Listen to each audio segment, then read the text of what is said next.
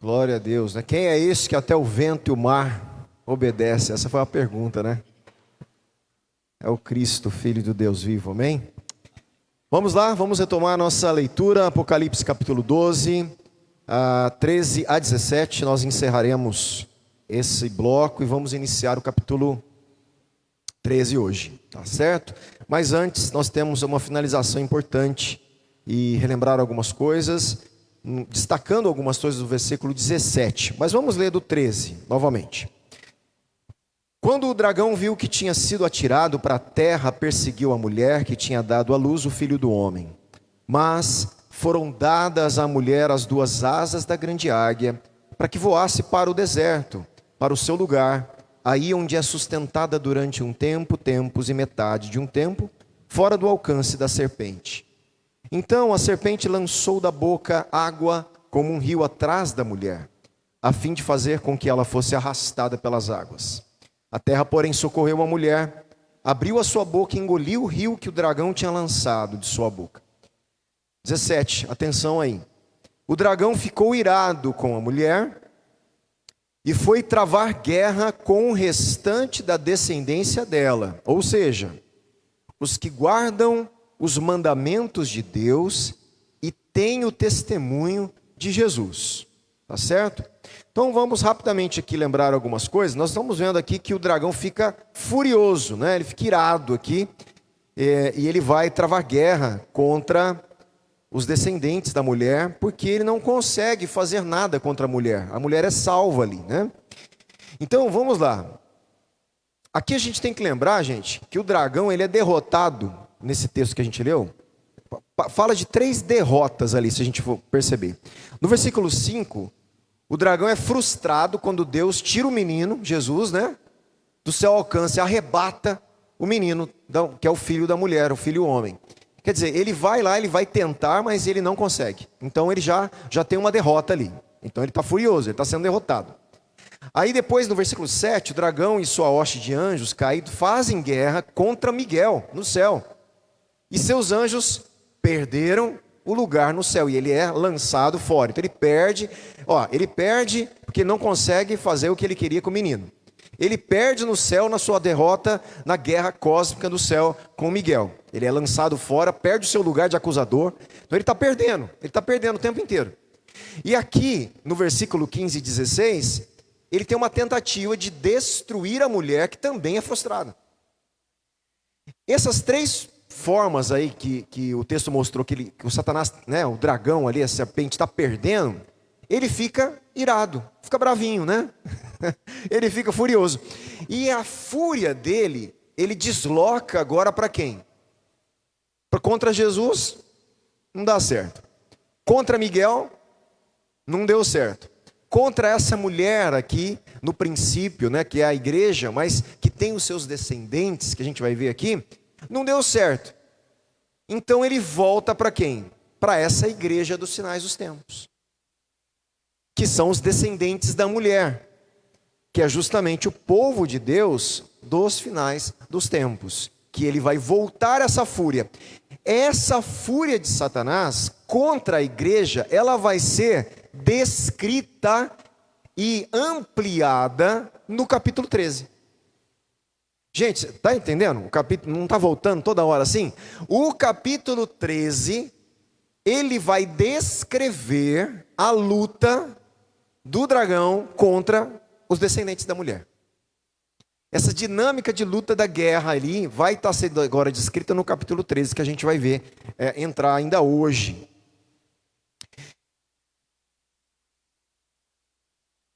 Para Osborne, os filhos, aqui os descendentes da mulher, o que é aqui para ele? Eu vou assumir isso como uma interpretação para a gente caminhar em cima disso. São a igreja ao longo das eras, bem como no período final da história dos 3 anos e meio. Então, para Osborne, o filho da mulher, aqui, a mulher é também o povo de Deus, que é o Israel convertido junto com os gentios, mas todos aqueles descendentes dessa igreja que se iniciou, óbvio, ali em Pentecostes, né? Que se inicia ali, tem um problema teológico nisso que eu estou falando, mas eu não vou entrar nessa discussão. Mas esse povo de Deus da nova aliança, melhor falando, essa igreja da nova aliança, composta de Israel e os gentios convertidos ao Messias, esse povo formatado é basicamente o que nós podemos entender que iniciou essa mulher. Mas essa mulher, ela gera filhos. A igreja não gera descendentes?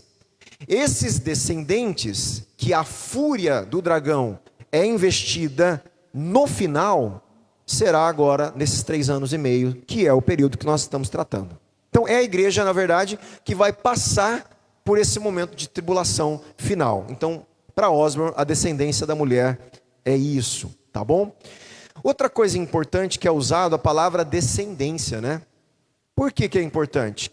Gente, olha como a Bíblia está toda conectada.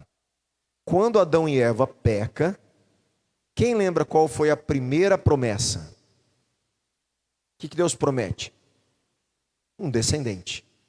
Olha o texto.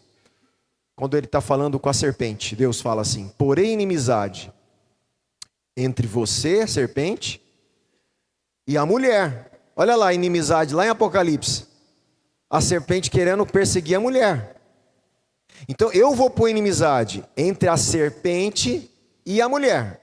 E aí ele fala assim: entre a descendência da serpente e a descendência da mulher. O descendente da mulher ferirá a sua cabeça. Nós vamos ver isso em Apocalipse, que é uma ferida interessante, que relembra isso também. E tu lhe ferirá o calcanhar. Então quer dizer, você vai ferir momentaneamente. Aqui é o calcanhar, alguns dizem que é uma ferida passageira e não mortal. Ao contrário, que o descendente iria ferir a cabeça, que era uma ferida mortal no projeto da serpente. Aqui é uma promessa do que, gente? De Deus derrotar toda a obra que Satanás fez no Éden, de engano. Aonde isso vai acontecer? Na cruz e em Apocalipse, que a gente está vendo. Olha como a Bíblia se completa. É importante a palavra descendência dela, porque essa palavrinha na cabeça do judeu, eles iam lá onde? Olha, Deus prometeu um descendente. E essa profecia, ela foi se cumprindo na igreja. Olha como ela foi se cumprindo na igreja. Eu gostaria, preste bastante atenção para você ver a beleza das conexões bíblicas. Não precisa abrir, tá? Só presta atenção. Em Romanos 16, 20 diz assim: e o Deus de paz em breve esmagará Satanás debaixo dos vossos pés. Paulo fala isso aos romanos. Para quem? Olha lá, ó. Em breve, Paulo está falando para quem? Para a igreja. Ele está falando para a igreja que Deus vai esmagar Satanás nos pés da igreja. Mas espera aí, lá não era de Jesus, a promessa não é messiânica? Sim, mas você lembra que conquistas que Jesus está tendo, Ele está permitindo que a igreja também conquiste? Ele estava, só o Pai assentava no trono, depois Ele está no trono e Ele tem um trono para a igreja. Ele tem um reino e Ele está fazendo a gente o quê? Participante de um reino. Ele está fazendo a gente participar, por isso que Paulo diz que nós somos co-herdeiros com Cristo. Nós herdamos a herança de Jesus. A herança dele é o reino do Pai. E nós somos herdeiros conjuntamente. E aqui a promessa de esmagar a cabeça da serpente, que Jesus faz isso, também é prometida à igreja, gente. Olha lá, e o Deus da paz em breve esmagará Satanás debaixo dos pés de vocês. A graça do nosso Senhor Jesus esteja com vocês. Belíssimo aqui. Gente, olha o controle, a vitória, a redenção de Deus, de um povo que estava escravo do dragão, da serpente. Nós estávamos todos escravos. Todos nós aqui estávamos no império de Satanás. Filhos da desobediência, a Bíblia diz. Todos andávamos debaixo dos poderes do pecado, da morte e do inferno. Todos nós. Quando nós entendemos o Evangelho e cremos em Jesus, Ele arranca a gente desse lugar e nos transporta para o reino do Filho. Espiritualmente, nós estamos aqui junto com todo mundo nessa terra, mas espiritualmente, as pessoas que não têm Cristo estão no império e a gente num reino. Essa é a posição, por isso que nós estamos em Cristo Jesus. Meu irmão, nós precisamos saber quem nós somos e o que nós representamos nessa terra.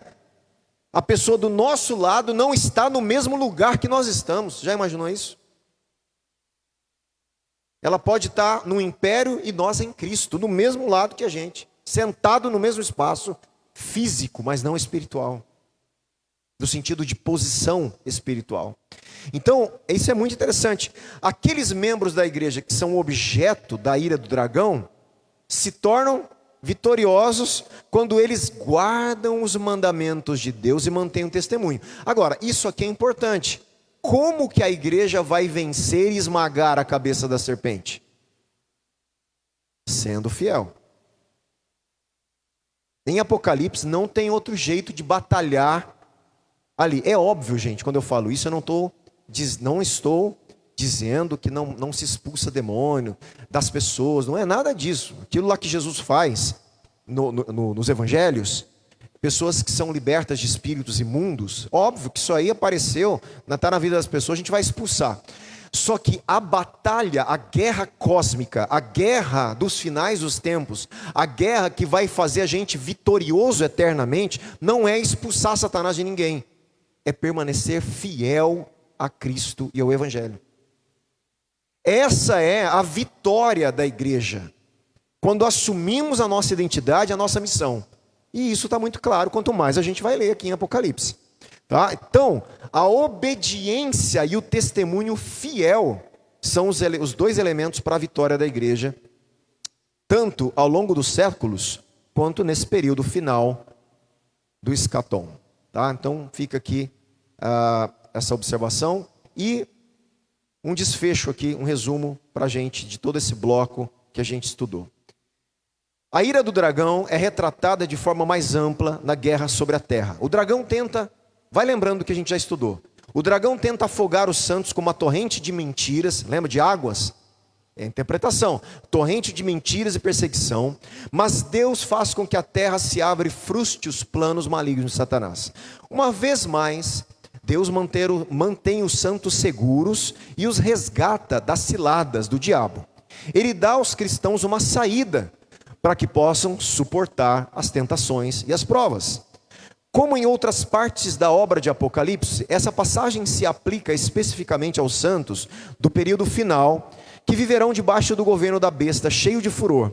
Mas também se aplicou aos cristãos que leram a carta original, de alguma forma.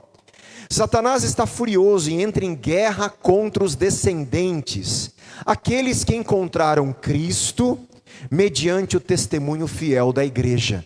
Esses são os descendentes que encontraram Cristo pela evangelização da igreja. A vida cristã não tem o propósito de ser uma vida pacífica, gente. Pronto, aqui já, né? A gente tem sempre uns probleminhas com a nossa entendimento de vida cristã moderna, né? Nós queremos viver, e aí a gente acha, é diferente paz e vida pacífica. A vida pacífica é aquela vida como que se não tivesse nenhuma circunstância, né? Em nada, tudo tranquilo, nenhuma hostilidade. Gente, não existe essa vida. Isso aí é lá no novo céu e na nova terra. Só que nós temos uma paz que excede o entendimento. Em meio a circunstâncias não pacíficas, a guerras espirituais e a guerras que são nos colocadas, nós encontramos uma paz em Deus. É diferente. Que é o que Paulo fala. Então, olha só, a vida cristã não tem o propósito de ser uma vida pacífica, repleta única e exclusivamente de prosperidade terrena, como pregam alguns falsos mestres de nossos dias. Ao contrário, todos que encontram Cristo também se deparam com a ira do dragão e de seus representantes. Todavia, alcançamos a vitória quando vivemos em obediência aos mandamentos de Deus e mantemos nosso testemunho fiel de Cristo. Meu irmão, aí está a nossa vitória. Tá? E aqui eu encerro o capítulo 12, né? Belíssimo capítulo aí de tantas informações. encerro, obviamente, com o último versículo, que na verdade alguns entendem que é uma introdução para o capítulo 13. Na verdade, ele está fazendo só um link, lembrando, gente, que no original, na Bíblia original, Apocalipse, não existe capítulo nem versículo. Vocês lembram disso? Não existe. O original é uma carta inteira com o grego sendo escrito corrido. Essa separação que a nossa Bíblia tem, capítulo tal, é moderno. Isso aí foi para ajudar a gente a se localizar dentro da carta. Bom por um lado e ruim por outro. Porque a gente acaba não lendo, a gente está fazendo isso, mas tem gente que não acaba não lendo a sequência da carta. É uma carta. Como eles faziam as separações? Como que eles dividiam os blocos, gente? De uma carta enorme dessa, para você entender que começou uma coisa, terminou um raciocínio, né? Você não tem grifo, não tem negrito, não tem introdução, não tem o subtítulo. Devia ser difícil. Pois é, o grego tinha alguns artifícios literários para isso. Não tem, né? Tem algumas que não tem, exatamente. Eu sei disso. Né? Mas e no 13:1? Ele insere ou não?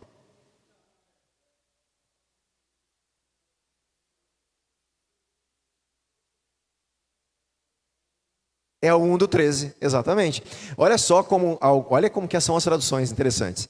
Um preferiu considerar o versículo ali. Como no original não tem versículo, alguns entenderam que ele fazia parte do bloco anterior. Outros entendem que do bloco posterior, que é o capítulo 13. Na verdade, ele é um versículo de transição.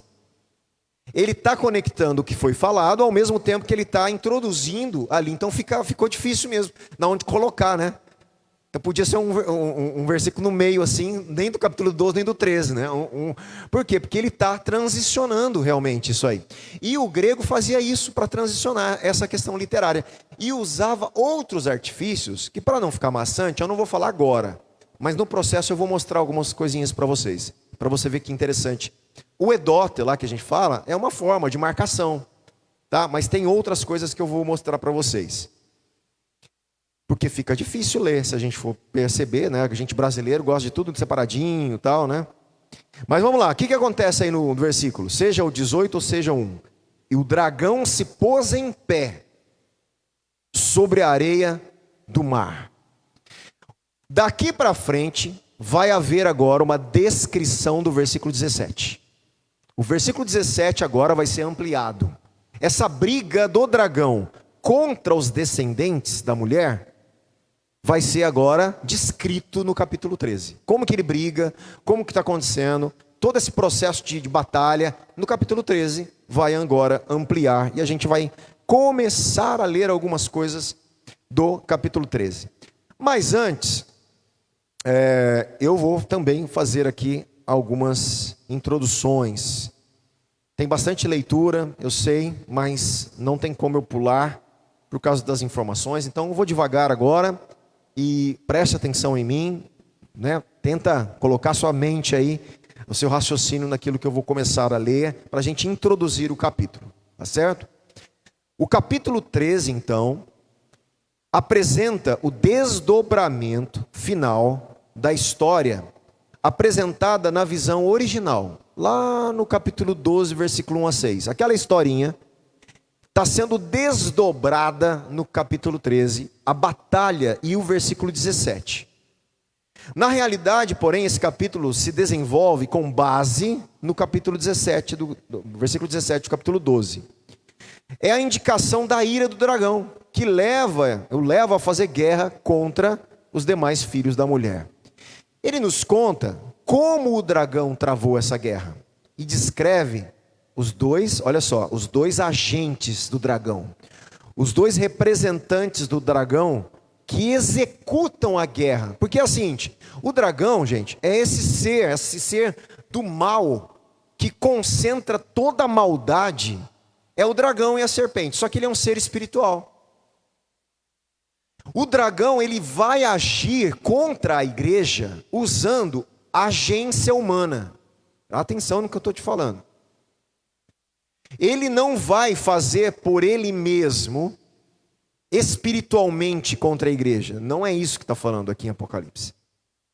Ele vai usar as estruturas humanas, gente humana, o sistema humano, para fazer guerra contra a igreja. Então, por trás dos poderes humanos está o poder do dragão operando e incentivando essas pessoas a fazer guerra contra o povo de Deus. Tá? É isso que a gente vai ver.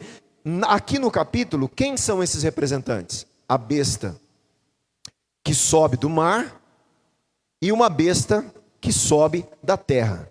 O que é isso? O que é essa besta? Nós vamos conversar. Eu já falei um pouquinho dessa linguagem, né, metafórica de besta já, mas a gente vai conversar. Ainda assim, o tema principal do capítulo 13, como todo o livro de Apocalipse, né, qual é? Deus é soberano. Deus é soberano. Por isso que não leia o capítulo 13 sem deixar de lembrar do capítulo 4 e 5. Quem está sentado no trono? Porque senão a gente acha que Deus perdeu o controle. Porque Ele vai permitir, gente, o mal se desenvolver na terra. Vai existir um pico da maldade e um pico de conquista do mal contra o povo de Deus temporariamente. Isso vai acontecer. Isso deve acontecer, segundo Apocalipse.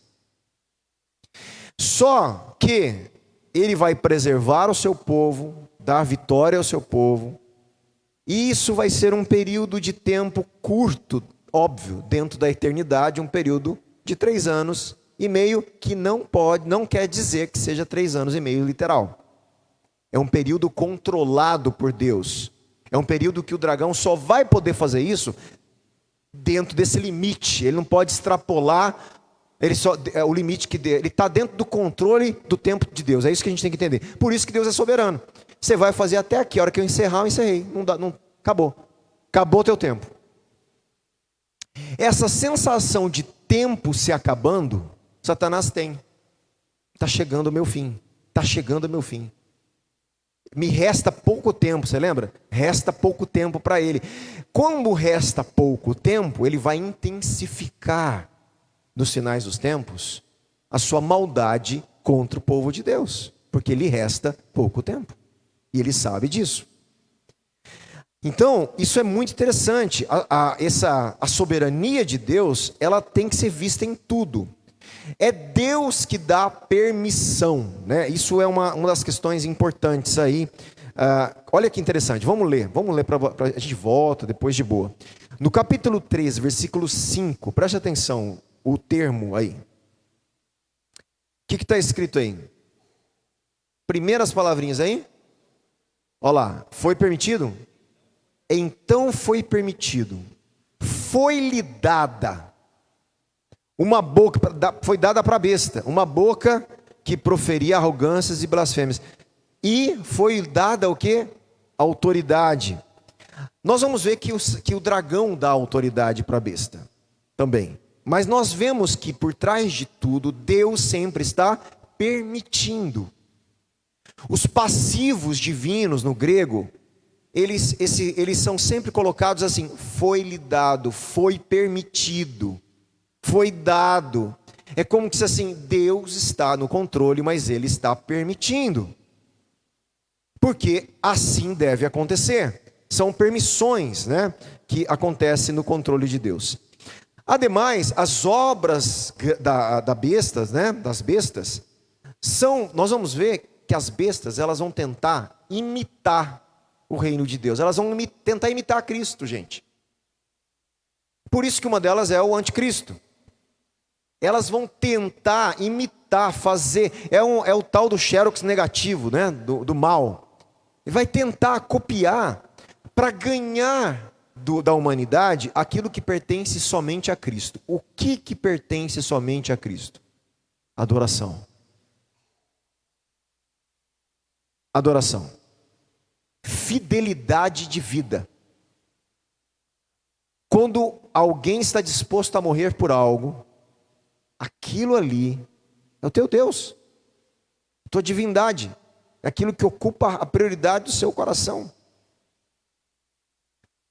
Lógico que podemos, morrer por coisas que não são ídolos, mas que são importantes. Mas quando eu tenho aquilo no meu coração ocupando a prioridade, eu me rendo àquilo, eu começo a ver a idolatria entrar e a adoração entrar em jogo. E um dos maiores problemas em Apocalipse é a idolatria. E eu vou contar uma coisa para você. Não é a idolatria da igreja católica com o santinho na parede. Isso é o de menos em Apocalipse. Em Apocalipse, a pior idolatria é ao ser humano, aos sistemas de poderes políticos. Essa é a pior idolatria. É o culto ao imperador. É gente humana se achando divino e querendo ser adorado. Esse é o pior ato de idolatria que nós vamos ver em Apocalipse. O pior ato, meu irmão. E isso tem que fazer a gente pensar muito sério. Porque nós tivemos no Brasil, não tem como falar aqui, um problema na última eleição seríssimo. Gente idolatrando um candidato para o lado da esquerda, gente idolatrando um candidato para o lado da direita. Idolatrando, meu irmão, virou culto.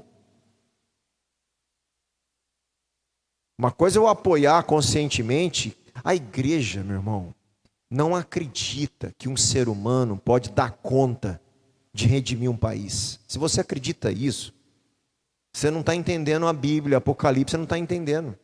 Nós temos que lutar pela justiça, nós temos que lutar, mas como igreja, não como ideologia política. Senão nós não sabemos o nosso lugar. A gente vai se misturar com as ideologias do mundo e perder a nossa fé, perder a nossa voz profética, de proclamação, de denúncia das injustiças. Essa é a voz da igreja. É a voz dos profetas de Deus, botando o dedo na cara da esquerda e da direita, comprando ideologias políticas e ficar seguindo e falar que aquilo é o evangelho. Eles têm que se dobrar ao evangelho de Cristo, meu irmão. São os poderosos. E pior, não usar o nome de Deus em vão, pelo amor de Deus, por propósitos políticos partidários. Nós entramos nessa, hoje eu posso falar aqui abertamente, na última eleição, numa lambança política.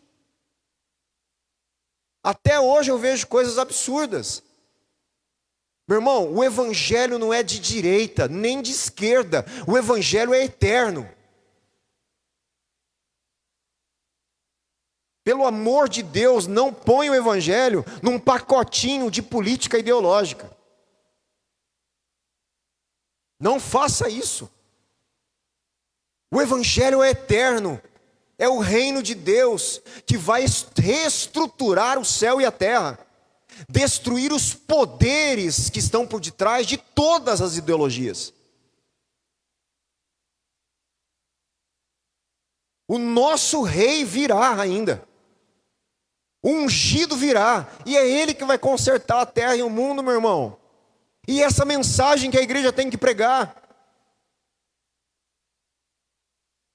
Então, Apocalipse vai denunciar profundamente esses governos bestiais que querem tomar o lugar de Jesus, do Cristo, fazendo inclusive milagres e maravilhas para enganar as pessoas. Nós vamos ver isso seriamente acontecendo, tá? No capítulo 13, então é um baita de um ensinamento que a gente vai ter de novo, para a gente não se perder aí nesses finais dos tempos, gente. A besta que veio do mar, vamos ler, e eu volto aqui vamos ler, pelo menos, eu vou fazer uma leitura batidona aqui, até o versículo 10, e aí depois a gente volta, para você ter uma visão geral, tudo bem? Vamos lá, 13:1. Vi emergir do mar uma besta, que tinha 10 chifres e 7 cabeças. E sobre os chifres, 10 coroas ou diademas, e sobre as cabeças, nomes de blasfêmias. A besta que vi era semelhante a leopardo, com pés como de urso, boca como de leão. Gente, é um bicho que não existe. certo? Ele era um leopardo com pé de urso, boca de... Não existe esse bicho. Então, pelo amor de Deus, não desenha. Porque não é para desenhar isso. Isso aqui é para entender essas figuras separadamente. O que significa cada uma delas, numa forma específica, porque são mensagens. É uma besta fera, é bestial. Ele está reunindo em si aquelas bestas lá de Daniel, que eram reinos. Ele está, é como se fosse concentrando toda a maldade dos reinos que existiram em si. É uma figura só, gente. Então esquece, né? Aqui, lembra, nós estamos falando de metáforas. Olha só, e o dragão deu à besta o seu poder. Olha o que o dragão dá para a besta: o poder, trono e autoridade. 3, usurpando o lugar de Deus aqui. Quem pode dar essas coisas só? Deus. Ele está usurpando o lugar de Deus, a gente vai ver. 3, uma das cabeças da besta parecia ter sido golpeada de morte. Olha lá, golpeada de morte na cabeça. O descendente esmagará a cabeça da serpente. Gente, liga os negócios. Olha como as coisas vão se entrelaçando. Só que aqui ela tenta imitar a ressurreição de Jesus. Eu já estou dando spoiler. Mas, golpeada de morte. Mas essa ferida mortal foi curada. E toda a terra se maravilhou, seguindo a besta, e adoraram o dragão, porque deu a sua autoridade à besta. Também adoraram a besta, dizendo: quem é semelhante à besta? Quem pode lutar contra ela? Foi-lhe dada uma boca que proferia arrogâncias e blasfêmias, e foi-lhe dada autoridade para agir durante 42 meses, 3 anos e meio. Tá? Tempos, né? Lá em meio tempo, lá, metade de um tempo. 3 anos e meio. A besta abriu a boca em blasfêmias contra Deus, para lhe difamar o nome e difamar o tabernáculo, a saber, os que habitam no céu. Foi-lhe permitido também que lutasse contra os santos. Olha lá, foi permitido que essa besta lutasse contra a igreja e os vencesse, meu irmão. A igreja vai ser vencida temporariamente. Está sendo permitido isso. Foi-lhe dada ainda autoridade sobre cada tribo, povo, língua e nação. E ela será adorada por todos os que habitam sobre a terra. Aqueles que, lembra que habitam sobre a terra, não é a igreja. Lembra que habitantes da terra, em Apocalipse, são aqueles que não são a igreja. E os habitantes do céu são os filhos de Deus. Então quer dizer, todos os seres humanos que não têm a marca de Cristo vão adorar a besta. Vão pertencer, vai ter a marca dela, pertencimento da besta. Ela será adorada por todos os habitantes da terra, aqueles que desde a fundação do mundo não tiveram seus nomes escritos no livro da vida do Cordeiro que foi morto. Se alguém tem ouvidos, ouça. Agora versículo 10. Se alguém tiver de ir, aqui ele está falando com a igreja, meu irmão. Se alguém tiver de ir para o cativeiro irá. Isso que é vencer os santos aqui. Só que o vencer os santos é a vitória dos santos. Se alguém tiver de ser morto pela espada será morto. Aqui está a perseverança e a fidelidade dos santos. Aqui é onde? De ir para o cativeiro, de ser morto pela espada, pelo evangelho. Aqui está a vitória, porque lá está falando o quê? Quem será vitorioso? Aquele que perseverar até o fim. Aqui ele está dizendo que a perseverança é justamente enfrentar a perseguição do fim. Quer dizer que é a vitória. Então essa é uma grande questão que eu sempre falo, né? Eu fico com essa incumbência de pregar esse evangelho para vocês. Porque quantas vezes você ouviu isso que eu estou falando dessa forma para vocês? Gente, hoje você ouve um monte de pregação na internet. Tem gente que prega isso, mas como é pouco comparado com Deus vai te abençoar, Deus vai te dar isso, olha, Deus vai te fazer você rico, nós temos um monte de pregação nessa linha, porque as pessoas gostam de ouvir isso, não gostam? Nós não queremos isso? Esse não é o desejo do ser humano? É o desejo nosso. Nosso coração é materialista, meu irmão. Nós estamos num mundo assim.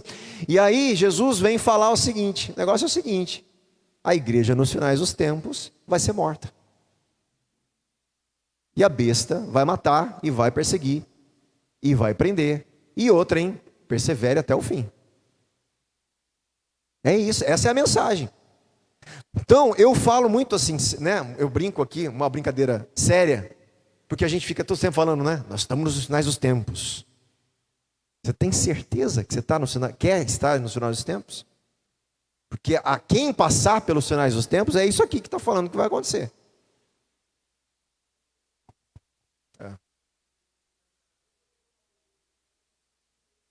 Exato, porque na verdade, isso que o José está falando é uma coisa que eu tenho insistido. Porque, óbvio, eu também acredito que Jesus está voltando, mas Jesus está voltando desde quando ele ressuscitou. É o finais dos tempos. Biblicamente, a ressurreição inaugura o tempo escatológico. Então Jesus está voltando desde a época de Paulo, ele está esperando Jesus. Ele está esperando Jesus. Pessoas marcaram a data da volta de Jesus muitas vezes, porque se cumpriram coisas que estavam tudo certinho. Então Jesus está voltando, óbvio, está voltando. A questão é o seguinte, meu irmão, quando a gente fala Jesus está voltando, a pergunta é: o que eu tenho que fazer com isso? Essa é a pergunta que a gente está fazendo. Se Jesus está voltando, o que a igreja está fazendo? Porque o que nós temos que estar fazendo nos sinais dos tempos é pregando o evangelho, discipulando, mas meu irmão, mas muito. E não do jeito que a gente está fazendo. Devagarinho, acomodado, cuidando da nossa vida.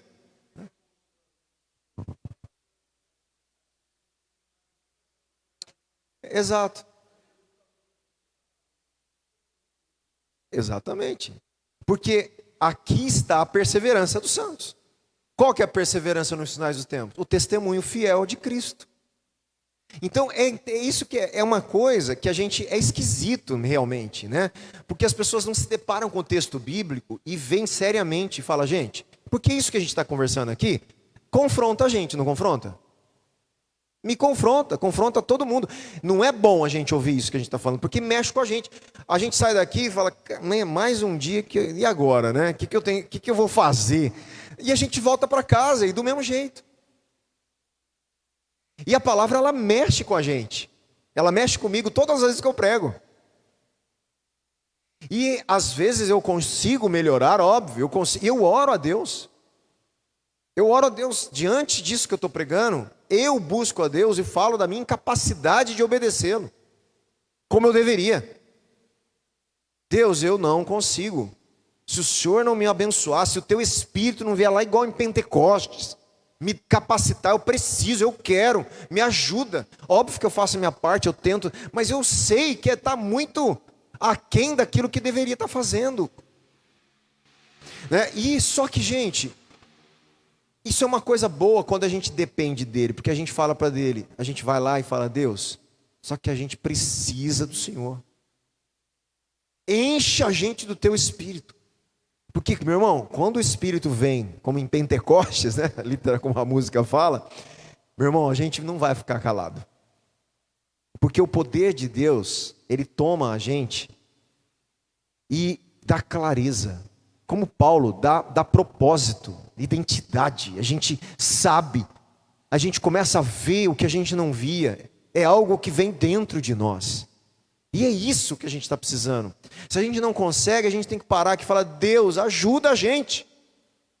Ajuda a nossa comunidade, a nossa igreja a ser cheia do teu Espírito para cumprir a tua missão. Nós temos que buscar, clamar e confessar: Deus, nos perdoe porque estamos aquém daquilo que deveríamos fazer. Nos ajude.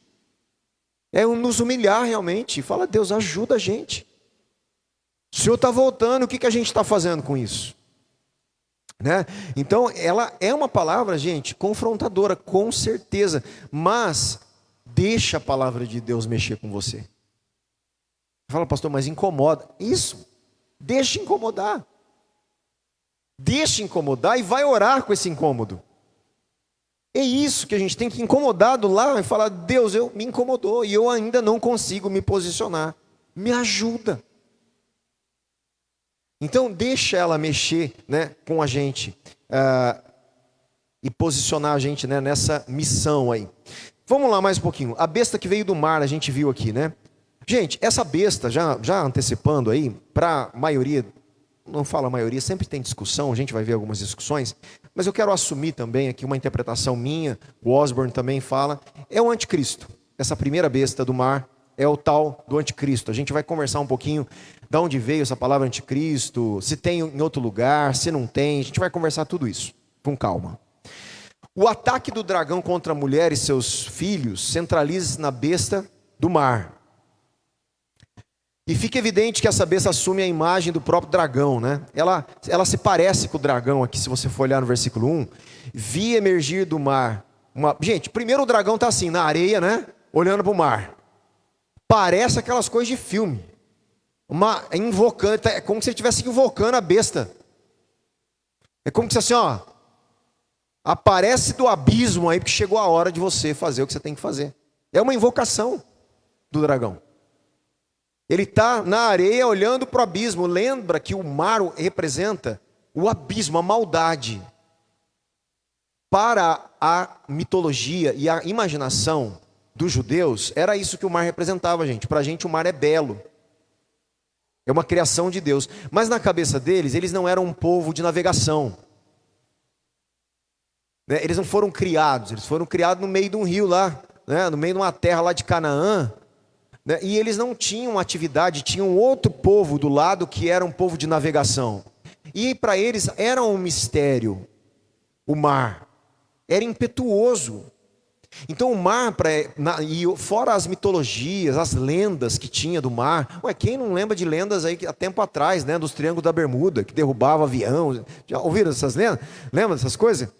Então, quer dizer, imagine um lugar misterioso que some navio, que some avião. Então, isso estava na cultura judaica. Então, na Bíblia, na literatura bíblica, o mar sempre, ou quase sempre, representa uma concentração do que é mal. Por isso que a besta surge do mar, ela surge do abismo, ela surge do meio da maldade do ser humano. O mar é isso que está representando, tá? E ela surge com características do dragão, com chifre, né, coroa na cabeça, coisas que estavam lá com o dragão, justamente para mostrar que ela está recebendo a influência e a autoridade do dragão. Só que ela não é um ser espiritual, gente. É um ser humano, físico. A besta, as duas bestas são físicos. O dragão não. Entende isso? A besta não. A besta é alguém. Ou alguéms no sistema. Mas alguns entendem que é uma pessoa mesmo. Que é o anticristo que vai dominar um sistema contrário à igreja. Tá? Então, isso é importante. Então, as duas bestas, por mais que está falando de besta, 10 chifres, isso tudo é metáfora. 10 chifres fala de poder, né, a coroa, da autoridade, do governo que esse anticristo vai ter. Tudo é metafórico para mostrar que naquele momento esse homem está repleto de um tipo de poder e autoridade para representar o poder maligno e perseguir a igreja. Tá certo? Sendo assim, a besta, é como se a besta fosse o filho do dragão. Outra paródia de Cristo. E esse tema da imitação vai continuar. Você não lembra aqui que a gente leu? Ela foi ferida de morte, mas ela foi curada. Jesus foi crucificado, morreu e ressuscitou. Essas coisas vão começar a encontrar paralelos, porque ela vai começar a querer fazer igual para ser adorada, né? Parece óbvio que a imagem da besta aqui é elaborada sobre a temática do anticristo. Nós vamos ver isso, né? E vamos voltar aqui. Bom, o tempo já foi. Mas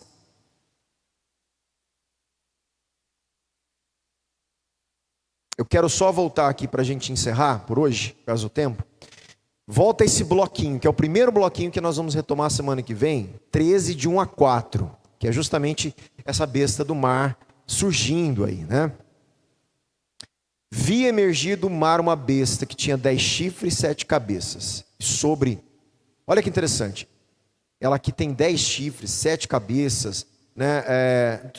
No chifre ela tem diademas, coroa, né? Sobre a cabeça tem nomes de blasfêmia. A gente vai ver possíveis nomes aqui. Lembra que nome no hebraico tem a ver com aquilo que ela quer ser, né? O que ela quer ser?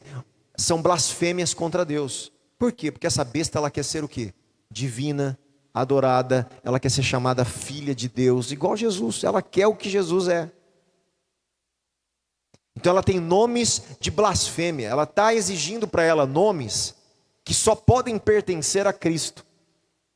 Então são nomes blasfemos, que blasfemam contra Deus, tá? É o que ela quer ser, né? A besta que via era semelhante a leopardo com pés como de urso, boca de dragão. E o dragão deu à besta seu poder, seu trono e grande autoridade. Uma das cabeças da besta parecia ter sido golpeada de morte, mas essa ferida mortal foi curada. Olha lá, e toda a terra se maravilhou. Quer dizer, esse ato aí de um tipo de ressurreição fez com que a terra ficasse o quê? Maravilhada com esse sinal e começa a seguir a besta. Começa a seguir. Quem está sendo enganado por ela. Se possível, ele enganaria até os eleitos. Olha só, porque ele está falando justamente de atos que vão tentar pegar a igreja, olha, as torrentes de água, e enganar o povo de Deus para seguir a besta como estivesse seguindo a Deus. Exatamente, gente. Por isso estudar a Bíblia do jeito que a gente está estudando é fundamental, principalmente se a gente estiver nos sinais dos tempos. Porque há uma torrente de mentiras e enganos contra a igreja, meu irmão. Ela vai querer engolir o povo de Deus. Vai querer engolir a gente, tirar a gente do verdadeiro evangelho, do verdadeiro Cristo, da nossa fidelidade, da nossa perseverança. E uma das coisas que ele vai usar, sinais e maravilhas. Sinais e maravilhas. Até ressurreição. Então, olha só como é complicado. Uma das cabeças, então, ela fere, é curada, todo mundo vai atrás, seguindo e adoraram o dragão, porque deu autoridade à sua besta. Também adoraram a besta, dizendo, olha só, é um ato. Gente, quando você ouve isso, quem é como o nosso Deus? Quem é como... Nós não cantamos coisas assim? Olha o que vão falar, quem é semelhante à besta? É um ato de adoração. É como se assim, gente, olha o que está falando. Quem é semelhante à besta? Nem Deus, nem Cristo. E ela vai ser adorada por muitos dessa forma. Quem pode lutar contra ela? Então, esse é os finais dos tempos que a gente vai começar a ver. Essa é a briga, é a luta do dragão e de representantes. Presta atenção, físicos, que irá guerrear contra a igreja, tentar enganar a própria igreja, não conseguindo, vai perseguir. É isso que nós vamos continuar vendo a partir da semana que vem. Tá ok? Vamos orar, vamos agradecer a Deus, mais um dia, bastante informação nova, né? Fique tranquilo, porque a gente repete, eu vou repetindo bastante coisa, a gente vai guardando aí.